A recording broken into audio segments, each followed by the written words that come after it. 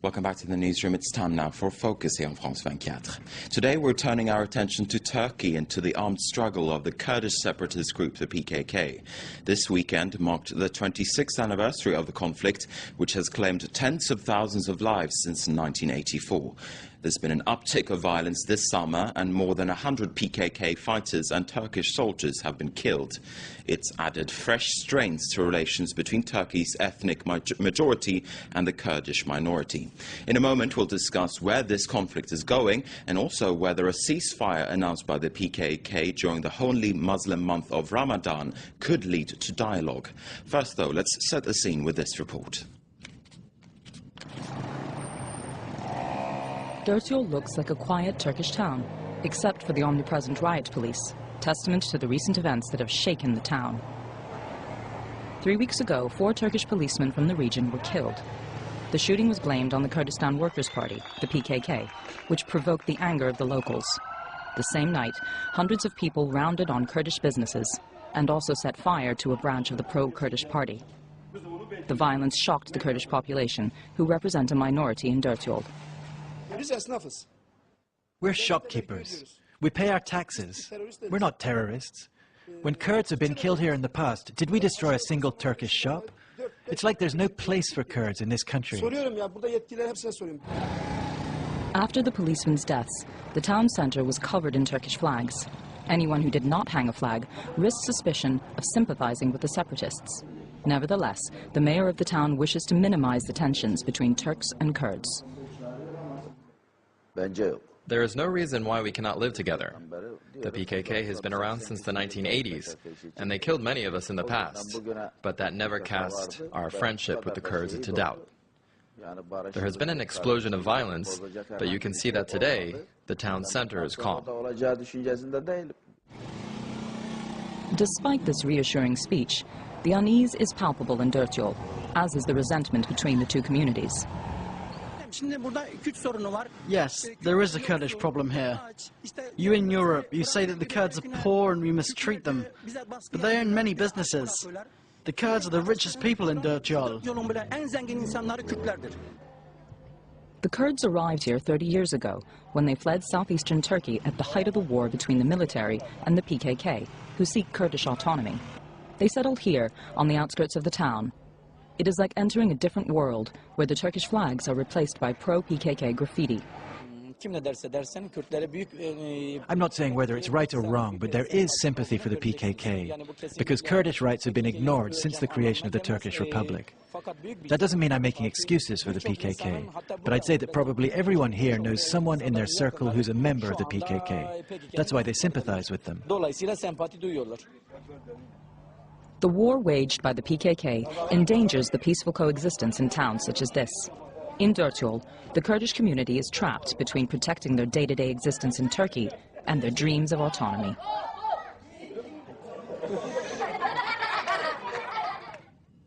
For more now on this, let's turn to Dorothée Schmid. She's a Turkey specialist and research fellow at the French Institute for International Relations. So welcome to France 24. Bonjour.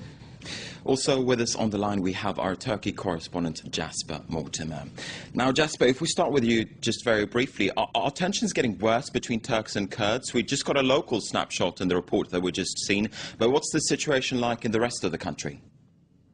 Well, interestingly, Marcus, in western Turkey, the day before that Dertyol incident, there was a similar riot in the town of Inegöl, when an argument between a Kurdish minibus driver and an ethnic Turk minibus driver exploded into a riot, and Kurdish shops were trashed in the town. There's definitely been a rise in tension over the past 3 months, and the point to be made is that these outbursts are directly related to the intensity of the Kurdish rebellion.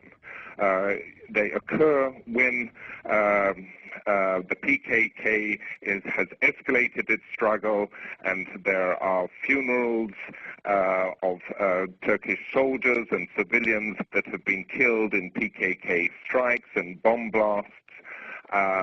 However, when the PKK conflict has died down and things are quiet, one doesn't see these incidents, fortunately. All right, Jasper, just stand by for us for a moment. Let's turn to Dorothee Schmidt here in the studio now. The PKK has announced a temporary ceasefire during the holy Muslim month of Ramadan. Is there a chance here or a possibility of that leading to more dialogue? Well, first you have to put it into context and realize that it must be the seventh ceasefire announced by the PKK over the last years. So the announcement of a ceasefire is just a way to communicate politically for the PKK and to show that in some way they're in hand and that they're in control and that they are the relevant interlocutor for the Turkish government. But it does not necessarily mean that they're in a mood to go for negotiations. Jasper, let's turn back to you. I mean, is the Turkish government making any initiatives at this point, making any attempts to try to resolve this conflict politically? No, unfortunately, we are at a political impasse. A year ago this month, Prime Minister Recep Tayyip Erdogan met the leader of the Kurdish Nationalist Party in his office in Parliament in Ankara. And it was the first such meeting in 16, 17 or 18 years. And it was a major breakthrough, and hopes were high that the government was making a serious attempt to reach a political settlement with the Kurds. Then in December, the Constitutional Court banned the Kurdish party. It also banned that Kurdish leader who had met the Prime Minister from politics for 5 years. The Prime Minister has refused to negotiate with the successor Kurdish party and the successor Kurdish party's leader. In May, the PKK escalated its struggle, and one has the feeling that the PKK were basically saying to the government, you give up on making peace with us, we'll show you what happened. All right, let's turn back to Dorothee Schmidt. What do you make of the government's initiatives here? Do you think they want to strike a deal with the PKK?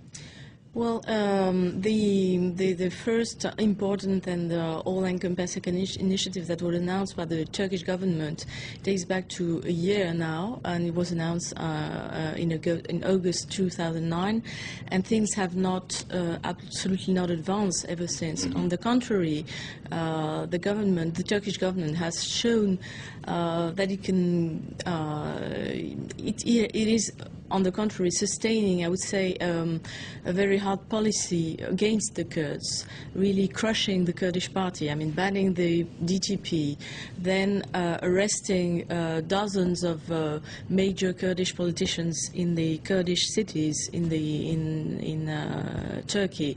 So they have absolutely not demonstrated that they have a true strategy to politically tackle the Kurdish question. So that's what's actually worrying all observers now, is that we're going back to the military solution. I was just going to say very briefly here at the end, I mean, Turkey has been criticized a lot in the past for its handling of the Kurdish question and also for its suppression of the Kurdish minority. You're saying that that is still the case, that situation is still playing out, so to speak? Yes, actually the fact that the AKP, the present Islamist sort of post-Islamist Turkish government decided to tackle the Kurdish question had to do with their decision to deepen democracy in Turkey. So to them, they approached the Kurdish question in the most general context of the democratization of Turkey. But actually, so far, they have not demonstrated that it can be their priority, their political priority, all right, which might now be the case. They might be forced, actually, to have it as their priority. All right, Dorothee Schmidt, thanks very much indeed. Thanks also to Jasper Mortimer, who was with us there from Turkey. And with that, we're going to wrap up Focus for now.